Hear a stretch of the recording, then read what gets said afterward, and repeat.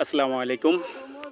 আমরা এই মুহূর্তে আছি পাঁচগাঁও এবং লেঙ্গুরার মাঝখানে একটি সুন্দর পাহাড়, যেখানে আছে উঁচু বড় অনেক টিলা।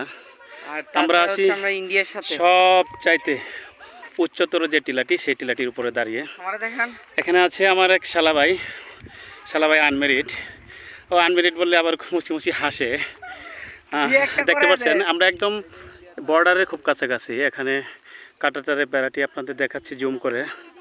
এই যে দেখতে পাচ্ছেন কিছু ছোটো ভাই, তারা ঠিক বর্ডারের কাঁটাতারের কাছাকাছি গিয়ে ছবি নিচ্ছে। এছাড়া আছে এখানে অনেক দর্শনার্থী। এই সাথে আপনারা দেখবেন পাহাড়ের খুব উঁচুতে আছে হলো সেন্ট মার্টিনের মতো যে কোরাল পাথরগুলা, সেই পাথরগুলো এখানে দেখতে পাচ্ছেন।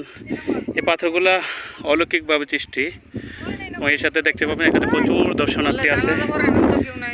আর আমরা অ্যাকচুয়ালি খুব উঁচুতে, এখান থেকে দর্শনার্থীদের দেখা যাচ্ছে নিচে তারা বসে আছে, অনেকেই বিশ্রাম নিচ্ছে।